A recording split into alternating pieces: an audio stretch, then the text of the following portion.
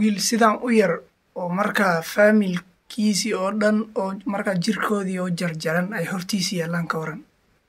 wiilka hadda su-aala la weydiinayaa waxaa leeyahay marka hore wuu salaamay seeta ayuu yiri waa fiicana ilaahay uu mahad celinayaa alxamdulilah ayuu yiri.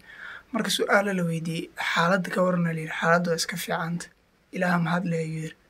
intuu joogaa waa wiilkii ilmaha reer qasa ayuu ka mid yahay. marka su-aala la weydiiyey waxaa la dhahay xaalka marka mar labaad ku celi xaalka ka waran ayuu yiri. xaalad siday tahay waa ujeedaa kuwii anaga hadda faamilkayna 8 ruux ayaa naga dhimatay ayuu yiri.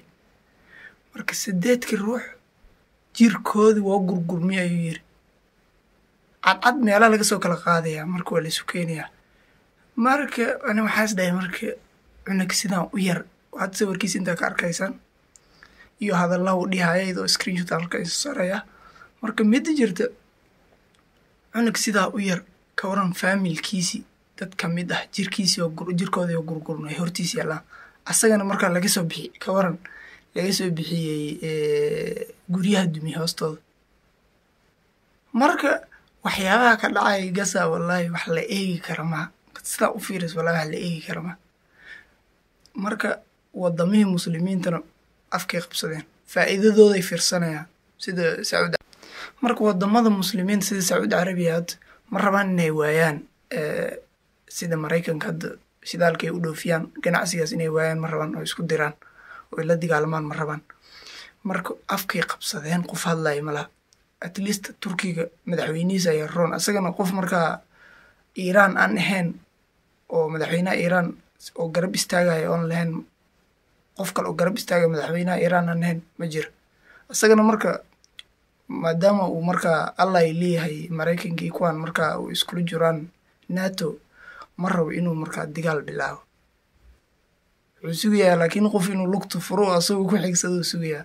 marka wallaahi dadka reer qasaan dhibaato haysato wallaahi. cunug waxaa arkaysaa faamilkiisa dhammaala laga soo bixinaya iyagoo meyd oo gurgurmi guryaha dumi hoostooda.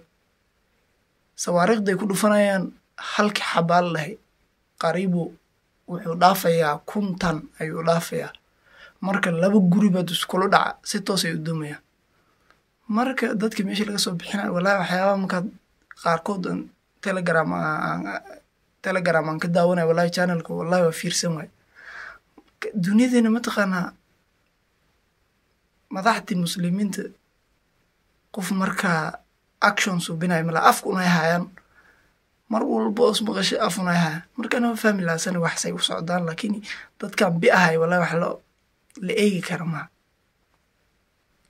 marka waan u ducaynaynaa insha allah. waxyaaba kalena waa la sheegayaa israa'iil iyo yahuud habeenka horeysa ay jarayeen network inay markaa waxyaaba ay la kulmeen oo sidii markay xamaasta iyaga ay dagaal axmareen dhan walba sidii iyadoo laga soo weeraraya camal ay dareemayaan la yiri. marka dagaal yar isqabsadaan iyagoo xamaasta waxaa la yiri waaba fakatac way cararayaan.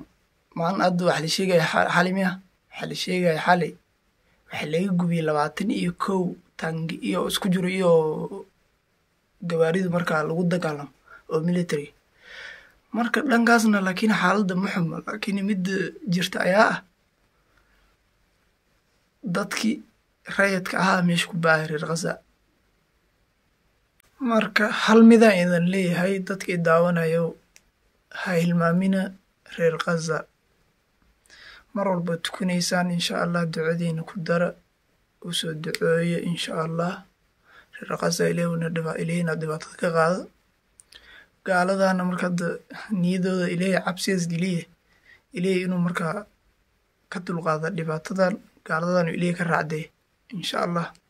haddii kalena uu ilaahay guul ka siiyo markaa dhulkooda ay markaa la wareegaan insha allah.